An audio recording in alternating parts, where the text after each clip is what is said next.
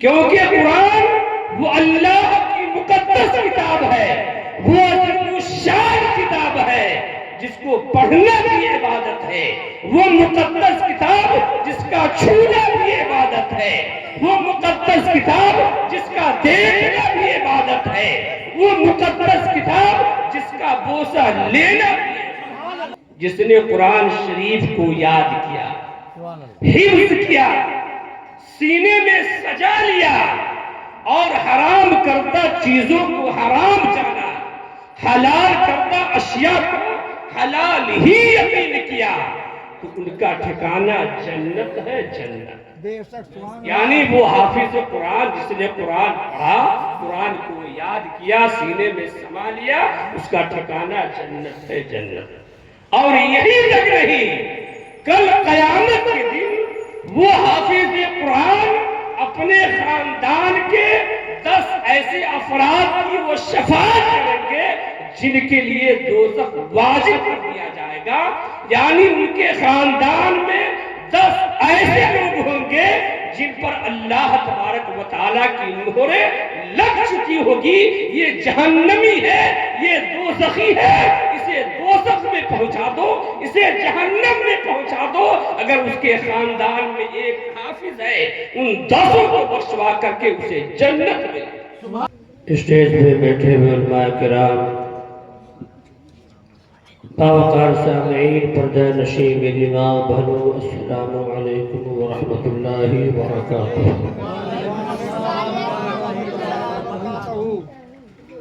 الحمدللہ الذی من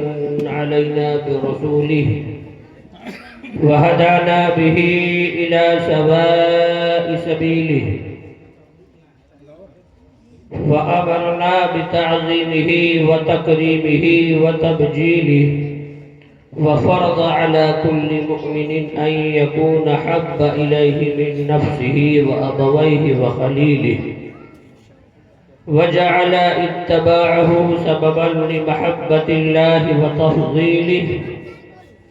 ويغني عن جملة القول وتفصيله رفع ذكره وما أثنى عليه في محكم الكتاب وتنزيله قال الله تبارك وتعالى في كتابه العظيم وخطابه القديم أما بعد فأعوذ بالله من الشيطان الرجيم بسم الله الرحمن الرحيم يرفع الله الذين آمنوا منكم والذين أوتوا العلم درجات ومن أعرض عن ذكري فإن له معيشة ضنكا ونحشره يوم القيامة أعمى قال ربي لما حشرتني أعمى وقد كنت بصيرا قال كذلك أتتك آياتنا فنسيتها وكذلك اليوم تنسى صدق الله العظيم وصدق رسوله النبي الأمين المبين المتين المعين الكريم ونحن على ذلك لمن الشاهدين والشاكرين والحمد لله رب العالمين۔ سامعین حضرات، حضور اعلیٰ حضرت عظیم البرکت امام محمد رضا خان فاضل بریلوی ارشاد فرماتے ہیں، واہ کیا جود و کرم ہے شہ بطحہ تیرا، واہ کیا جود و کرم ہے شہ بطحہ تیرا، نہیں سنتا ہی نہیں مانگنے والا تیرا، تیری نسل پاک میں ہے بچہ بچہ نور کا، تیری نسل پاک میں ہے بچہ بچہ نور کا، تو ہے عین نور تیرا سب گھرانہ نور کا۔ اور کسی شاعر نے کیا ہی خوب کہا ہے، پیغام حق سنایا شعبان کا مہینہ، یہ ماہ شعبان المعظم ہم سب کے سروں پر سایہ فغن ہے۔ پیغام پیغام حق سنایا شعبان کا مہینہ، رحمت خدا کی لایا شعبان کا مہینہ، اور سرکار دو جہاں کی نسبت اسے ہے حاصل، سرکار دو جہاں کی نسبت اسے ہے حاصل، کیا خوب عوج پایا شعبان کا مہینہ، کیا خوب عوج پایا شعبان کا مہینہ۔ اور کسی شاعر نے کیا ہی خوب کہا ہے، اندھیرے سے چلا تھا مرکز انوار تک پہنچا، اندھیرے سے چلا تھا مرکز انوار تک پہنچا، جہالت کے کفر سے حفظ کی دستار تک پہنچا۔ اور اسی شاعر نے کیا ہی خوب کہا ہے کہ محمد مصطفیٰ صلی علیہ کی آج محفل ہے، محمد مصطفیٰ صلی علیہ کی آج محفل ہے، حبیب کبریاء صلی علیہ کی آج محفل ہے۔ فرشتے عالم بالا سے سن سن کر یہ کہتے ہیں، فرشتے عالم بالا سے سن سن یہ کہتے ہیں، چلو نور خدا صلی علیہ کی آج محفل ہے، چلو نور خدا صلی علیہ کی آج محفل ہے۔ اسی شعر کو ہمارے انجم بھائی پڑھے ہوئے تھے تو آپ لوگ چل کر گا دیے ہے کہ نہیں، مگر مجھے یہ سمجھ میں بات آ گئی کہ آپ لوگ زیادہ تر، یہی نہیں بلکہ پورے ہندوستان میں جاتا ہوا کہ زیادہ تر لوگ نعت خوانی کو پسند کرتے ہیں، 20% اگر تقریر پسند کرتے ہیں تو 80% صرف نعت خوانی کو، جبکہ ہونا یہ چاہیے تھا کہ 80% آپ تقریر سنیں، 80% تقریر سنیں اور مات 20% نعت خوانی ہونی چاہیے۔ جب سے میں بیٹھا ہوں اسٹیج پہ، میں دیکھ رہا ہوں کہ ہمارے منتظمین صدر اجلاس جو سرپرست ہیں ان کو چاہیے کہ وقت کی پابندی لگا دیں، ہمارے شورا کو بھی چاہیے تھا کہ تمام لوگوں کا خیال رکھیں۔ ایک سے دو کلام بہت تھا، میں چاہوں تو 2 گھنٹہ تقریر کر سکتا ہوں، علامہ صاحب چاہے تو 4 گھنٹہ تقریر کر سکتے، کیا مطلب؟ دوسرے کا خیال کرنا ہے نا۔ اتنے لوگ علماء شورا تشریف فرما ہے اور سب کا خیال نہ کرنا یہ بھی ہم ہے، اس لیے آئندہ میں اسی وجہ سے میں زیادہ تر اسٹیج پر زیادہ وقت تک نہیں بیٹھتا۔ آج میں الحمدللہ سیوان کی سرزمین پر 3 پروگرام میں چھوڑ کر کے آیا ہوں، صرف میرے شاگرد عزیز حافظ مجاہد رضا اور مشاہد رضا صلی اللہ علیہ کی خوشی کے۔ ہمارے مکھیا فاروق صاحب ہمارے بہت قریب ہیں اور بہت دل سے اور خوش دلی سے انہوں نے دعوت دیا، اس لیے میں تمام چیز کو چھوڑ کر کے میں اس جگہ کو ترجیح دیا۔ میں الحمدللہ آپ کے لیے نیا ہوں مگر اس علاقے کے لیے میں پرانا ہوں۔ میری دستار فضیلت 2010 میں ہوئی اور دستار فضیلت ہونے سے 1 مہینہ پہلے آپ کا محبوب ادارہ فقاہی شریف میری جگہ لگی پڑھانے کی۔ الحمدللہ میں 5 سال یہاں سے فقاہی شریف، اور یہاں سے اس پورے علاقے میں جانتا ہوں پروگرام کیا ہوں، مرون ہو اور بھی دیگر ہر چندہ ہے، نام بھول گیا ہوں، شباہی چوک ہے اور ادھر بھی بہت سارے گاؤں ہیں، سب چیز کو میں جانتا ہوں۔ آپ کے لیے میں نیا ہوں مگر میں یہاں کے لیے پرانا ہوں۔ الحمدللہ آج نہایت مسرت و شادمانی کے ساتھ ہمارے اور آپ کے لیے یہ نہایت ہی خوش بختی ہے کہ جشن تکمیل حفظ قرآن کے ذکر و اذکار کی روشنی سے اپنے دلوں کی تاریکی کو دور کرنے کے لیے اس جگہ تشریف فرما ہے۔ اس لیے سکون و اطمینان کا ماحول بنائے رکھیں، اور اگر میری کوئی بات آپ کی روح کی خلوتوں کو ٹچ کرے، آپ کی روح کی خلوتوں کو چھو جائے اسے اپنے گھر لے کر لے جائے۔ جلسہ وہ بھی جشن تکمیل حفظ قرآن کا جلسہ، ذکر وہ بھی علم اور علماء کا ذکر، وہ بھی قرآن کا ذکر، یقیناً ہمارے اور آپ کے لیے نہایت ہی خوش وقتی ہے اور خوش نصیبی ہے۔ جیسا کہ آپ دیکھ رہے ہیں، اپنے اپنے ماتھے کی آنکھوں کی نگاہوں سے دیکھ رہے ہیں کہ آج کی یہ تقریب، یہ محفل، یہ جشن شاگرد عزیز مجاہد رضا صلی اللہ علیہ وسلم کے جشن تکمیل حفظ قرآن کے پربہار موقع پر ان کے تمام بھائیوں نے مل کر یہ تقریب سجائی، رچائی اور بسائی۔ میں سب سے پہلے مبارکباد پیش کرتا ہوں اہل خانہ، جنہوں نے اپنے لفظ جگر کو سعید اور صالح بنانے کے لیے، نیک اور بہتر بنانے کے لیے، اپنے سماج، اپنی سوسائٹی کی اصلاح کے لیے کسی اور تعلیمی ادارے کا رخ نہیں کیا، بلکہ بیت رسول یعنی مدارس عربیہ کا انتخاب کیا، اور قوا انفسکم واہلیکم نارا پر عمل کرتے ہوئے اپنا تن من دھن کی بازی لگا اور اپنے لفظ جگر عزیز بابو مجاہد رضا صلی اللہ علیہ وسلم کو حفظ کی پڑھائی مکمل کروائی۔ اس کے بعد میں مبارکباد پیش کرتا ہوں حافظ و قاری مجاہد رضا صلی اللہ علیہ وسلم کو، جنہوں نے تمام تر ذمہ داریوں کو نبھاتے ہوئے اور اپنے خاندان، خیش و اقارب، گرام و سماج کی اصلاح کے لیے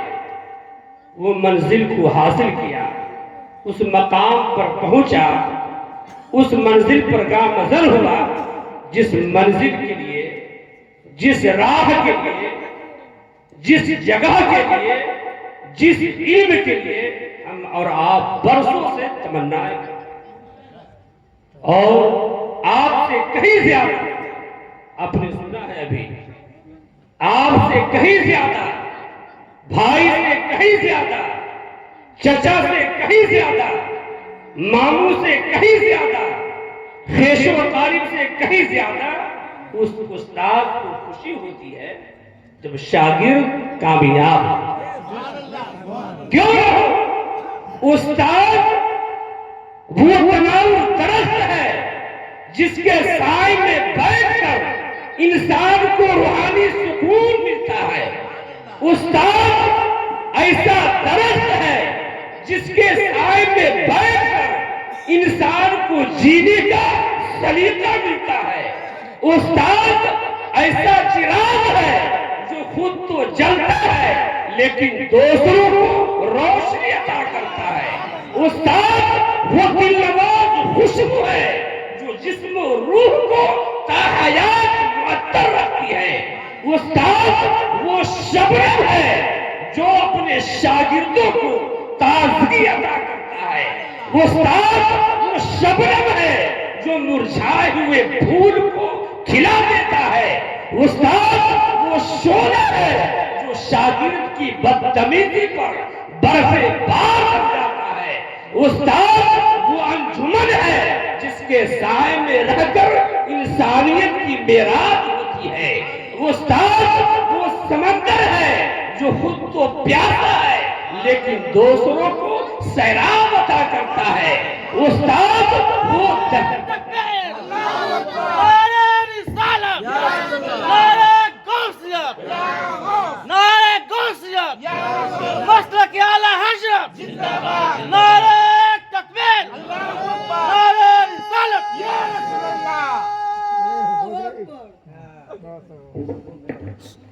استاد وہ دریا ہے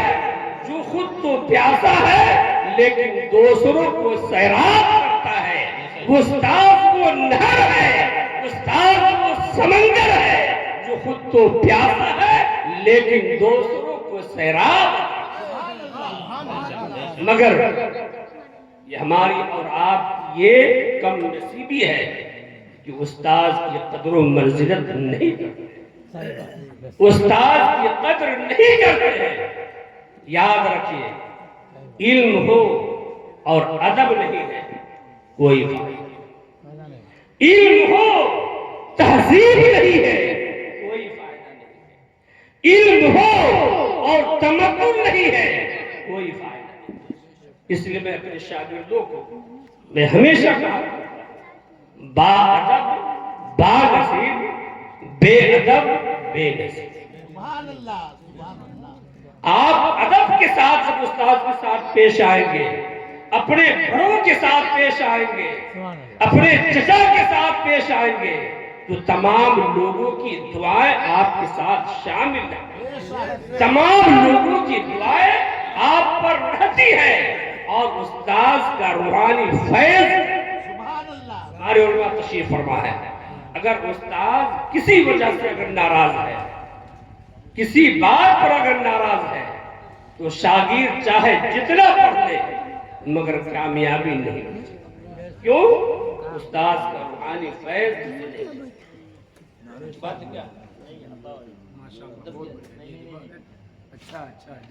حضرات، اس لیے ہمارے علماء، میں نہیں چاہتا ہوں کہ وقت زیادہ لوں، چونکہ ہمارے بڑے اکابر محب گرامی وقار تشریف فرما ہے، اس لیے میں جو آیت کریمہ میں نے پڑھا، بات تو بہت ساری تھی، مجھے کہا گیا کہ میں وہ تقریر کیجئے جو سیوان میں ہر جلسوں میں ہر محفل میں میرے ساتھ فرمائش کی ہے، نیکی کے تعلق سے اور حقوق کے والدین کے تعلق سے، مگر یہ تمام باتوں پر گفتگو نہیں ہو سکتی ہے، انشاءاللہ پھر کبھی آنا ہوگا تو اس پر گفتگو ہوگی۔ ابھی صرف میں نے جو آیت کریمہ پڑھا اس پر کچھ روشنی ڈالنے کی کوشش کی۔ خطبہ مسرورہ کے بعد میں نے جس آیت کریمہ کی تلاوت کرنے کا شرف حاصل کیا، اللہ تبارک و تعالیٰ قرآن پاک میں ارشاد فرماتا ہے وَمَنْ أَعْرَضَ عَنْ ذِكْرِي فَإِنَّ لَهُ مَعِيشَةً ضَنْكًا وَنَحْشُرُهُ يَوْمَ الْقِيَامَةِ أَعْمَى، جس نے میرے ذکر سے منہ پھیر لیا ان کے لیے زندگی کا جامہ تنگ کر دیا، وَنَحْشُرُهُ يَوْمَ الْقِيَامَةِ أَعْمَى، اور کل قیامت کے دن ہم اسے اندھا کر دیں۔ قَالَ رَبِّي لِمَا حَشَرْتَنِي أَعْمَى، وہ کہے گا اے میرے رب، آج تو نے مجھے نابینا کیوں کر دیا، اندھا کیوں کر دیا، وَقَدْ كُنْتُ بَصِيرًا، جبکہ میں آنکھ والا تھا، میں بینا تھا۔ قَالَ كَذَلِكَ أَتَتْكَ آيَاتُنَا فَنَسِيتَهَا، اللہ فرمائے گا ایسے ہی جب تیرے پاس میری آیات پہنچی تھی، میرے پیغام پہنچے تھے، فَنَسِيتَهَا، تو نے اسے بھلا دیا تھا،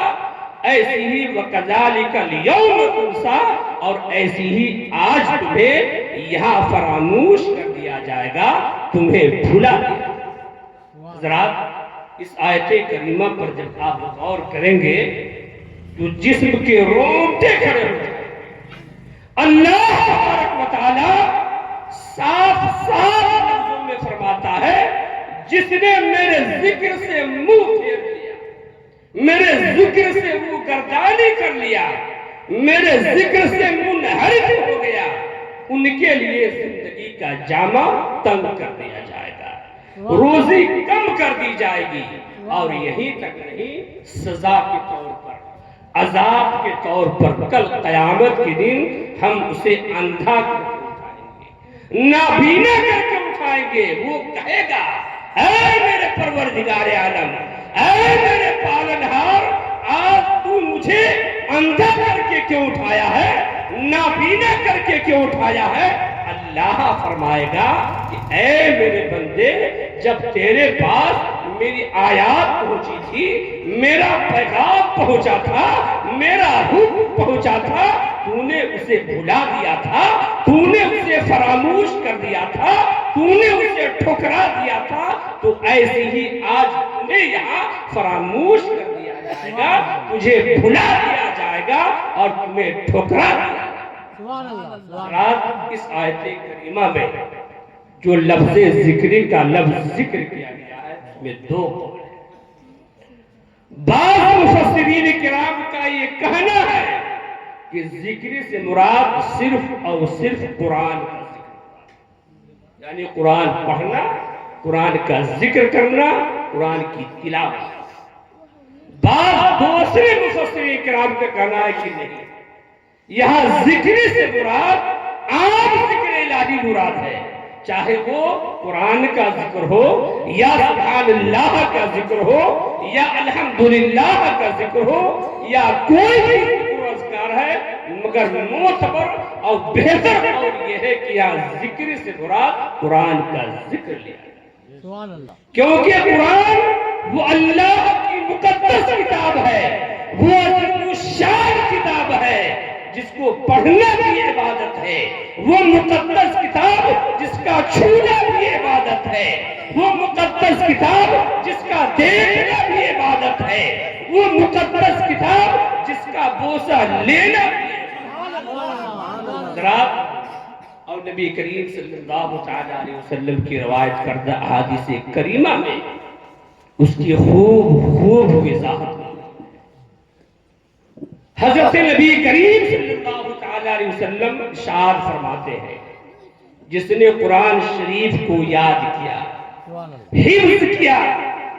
سینے میں سجا لیا اور حرام کردہ چیزوں کو حرام جانا، حلال کردہ اشیاء کو حلال ہی یقین کیا، تو ان کا ٹھکانہ جنت ہے، جنت۔ یعنی وہ حافظ قرآن جس نے قرآن پڑھا، قرآن کو یاد کیا، سینے میں سما لیا، اس کا ٹھکانہ جنت ہے، جنت۔ اور یہی تک نہیں، کل قیامت کے دن وہ حافظ قرآن اپنے خاندان کے 10 ایسے افراد کی وہ شفاعت کریں گے جن کے لیے دوزخ واجب کر دیا جائے گا، یعنی ان کے خاندان میں 10 ایسے لوگ ہوں گے جن پر اللہ تبارک و تعالیٰ کی مہریں لگ چکی ہوگی، یہ جہنمی ہے، یہ دوزخی ہے، اسے دوزخ میں پہنچا دو، اسے جہنم میں پہنچا دو۔ اگر اس کے خاندان میں ایک حافظ ہے، ان 10 کو بخشوا کر کے اسے جنت ملے۔ سبحان اللہ، یہ مرتبہ ہے۔ اور یہی تک نہیں، کل قیامت کے دن نفسی نفسی کا عالم، ایک شخص ایسا ہوگا جن کے سر پر تاج زرعی سے اسے نوازا جائے گا، اس تاج کی روشنی اتنی زیادہ ہوگی، اس تاج کی روشنی سے چاند اور سورج کی روشنی پھیکی پڑ جائے گی، چاند اور سورج کی روشنی ہلکی ہو جائے گی، چاند اور سورج کی روشنی کم ہو جائے گی۔ دیکھنے والے عرض کریں گے، اے میرے پروردگار عالم، اے میرے پالنہار، آخر وہ کون خوش نصیب شخص ہے، وہ کون قسمت کا دھنی ہے، وہ کون مقدر کا سکندر ہے جن کے سر پر یہ تاج رکھا گیا ہے، یہ پگڑی رکھی گئی ہے، جس پگڑی کی روشنی سے چاند کی روشنی پھیکی ہو جا رہی ہے، جس پگڑی کی روشنی سے سورج کی روشنی کم ہو جا رہی ہے۔ اللہ تبارک و تعالی ارشاد فرمائے گا، وہ خوش نصیب وہی شخص ہے، وہ قسمت کا دھنی وہی شخص ہے، وہ قسمت کا سکندر وہی شخص ہے جنہوں نے اپنے بیٹے کو حافظ قرآن بنایا، قرآن کا حافظ بنایا۔ حافظ بنانے کے صدقے میں کل قیامت کے دن اس کے باپ کے سر پر وہ تاج رکھا جائے گا، وہ پگڑی رکھی جائے گی، جس پگڑی کی روشنی سے، جس تاج کی روشنی سے چاند اور سورج کی روشنی ہلکی پڑ جائے گی، چاند اور سورج کی روشنی یہ پھیکی۔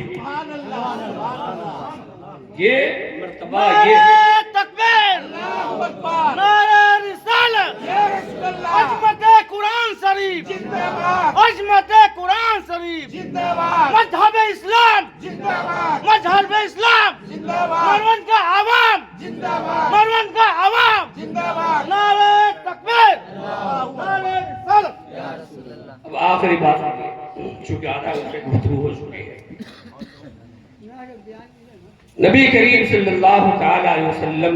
آگے ارشاد فرماتے ہیں، جس نے قرآن شریف پڑھا، جس نے قرآن یاد کیا، اور جس نے قرآن شریف حالت نماز میں تلاوت کی، جیسا کہ نماز میں سورہ فاتحہ پڑھتے ہیں، جس نے نماز میں قرآن شریف کی تلاوت کی، اس شخص کو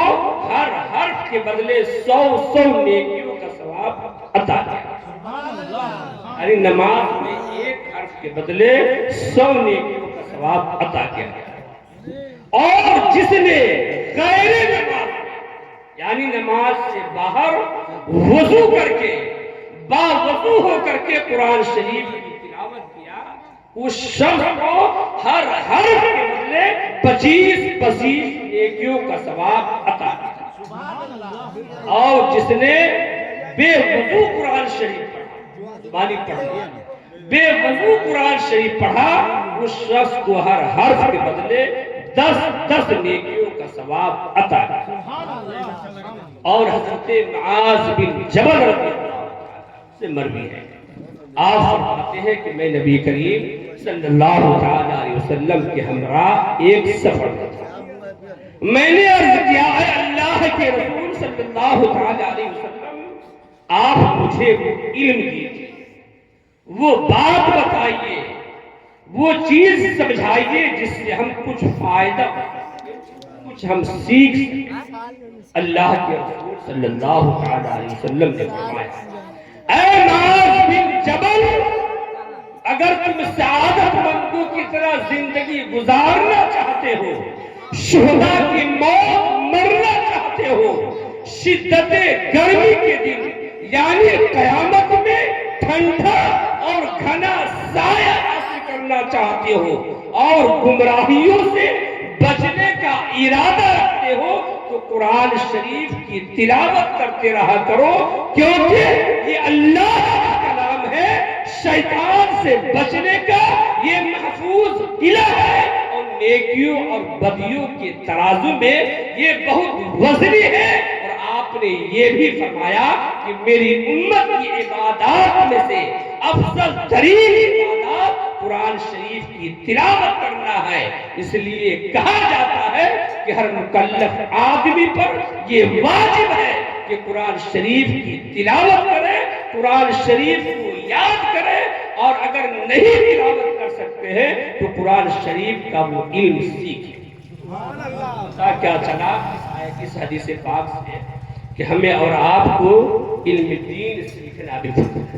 طلب العلم فریضۃ علی کل مسلم و مسلم، یعنی ہر مسلمان کو علم دین سیکھنا یہ فرض ہے۔ حضرات، اور دوسری آیت کریمہ جو میں نے پڑھا، اس پر انشاءاللہ ابھی گفتگو نہیں ہوگی، پھر کبھی آئندہ آنے کا شرف ملا پھر اس پر گفتگو ہوگی۔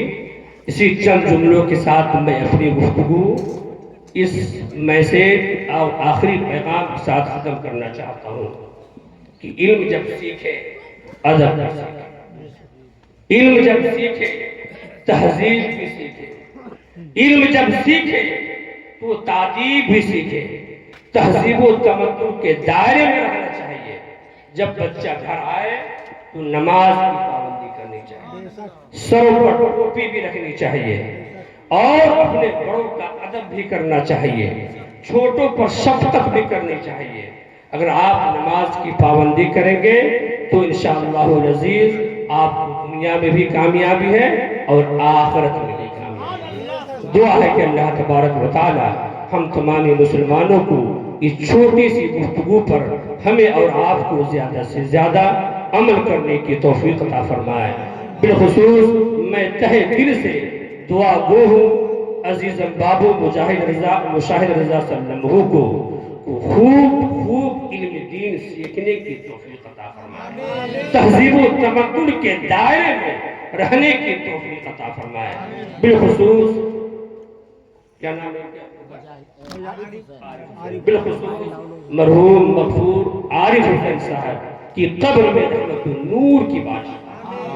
کروٹ کروٹ جنت عطا فرمائے، ان کے تمام گناہ صغائر کبائر کو معاف عطا فرمائے اور جنت الفردوس میں اعلیٰ سے اعلیٰ جگہ عطا فرمائے۔ اگر وقت میں زیادہ لے لیا ہوں تو معذرت خواہ ہوں، اور دعا ہے کہ اللہ تبارک و تعالی ہم سب کو آپس میں اتحاد و اتفاق کے ساتھ زندگی گزارنے کی توفیق عطا فرمائے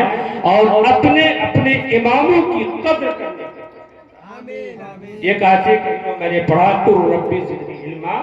اس پر گفتگو نہیں ہوگی، اس پر گفتگو علم اور علماء کے تعلق سے مجھے کرنی تھی۔ صرف